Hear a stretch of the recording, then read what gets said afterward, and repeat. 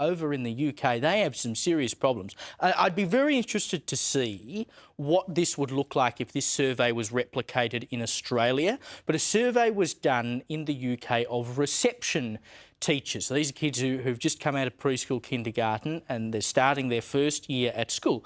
And these teachers were asked about the readiness of children coming into school in reception, or I think in New South Wales it's called kinder. It was reception where I was.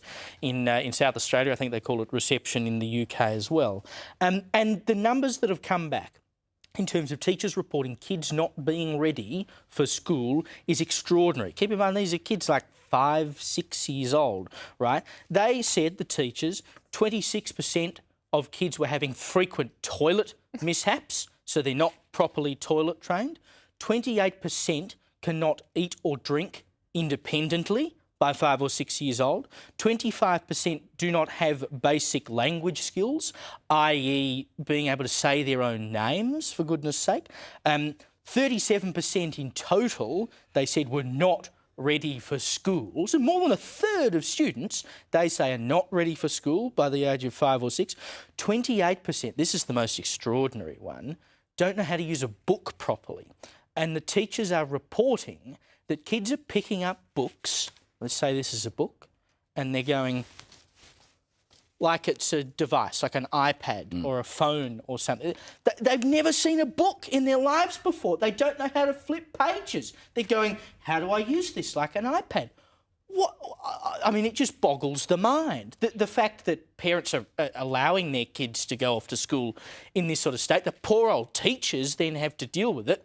And then, of course, when they asked the parents whether they thought their kids were ready for school, more than 80% said they were. So clearly there's a big disconnect here between what the parents think is going on and what the teachers are seeing at school. But how do we get to a point where a kid doesn't even know what a book is? With many of these issues, I think parenting is the problem and parenting is the solution. And you mentioned the statistic, 25% of these kids starting school lacked basic language skills, including the ability to say their own name. How do you raise a child to age 4 or 5 who can't even say their own name? That's like an epic parenting failure. This is not an education system failure. This is a parenting failure. However, it turns into an education system failure because the stats also say that teachers are spending upwards of 1.5 hours per day changing kids' underwear because they've wet themselves,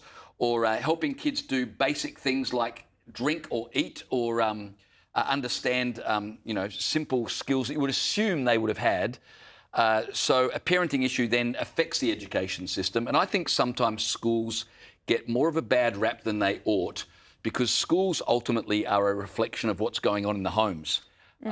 And so this is a parenting issue. Well, clearly these kids aren't being taught how to live independently. If they can't feed themselves, they can't go to the toilet, they can't read a book. I mean, either that means they've been in perhaps institutional childcare since a very early age, where they've had carers around who can do those sorts of things and not as much one-on-one attention from parents, or they've just had parents who were complete helicopters and so they never had to learn these skills. I really don't understand how that's even possible by 5 years old.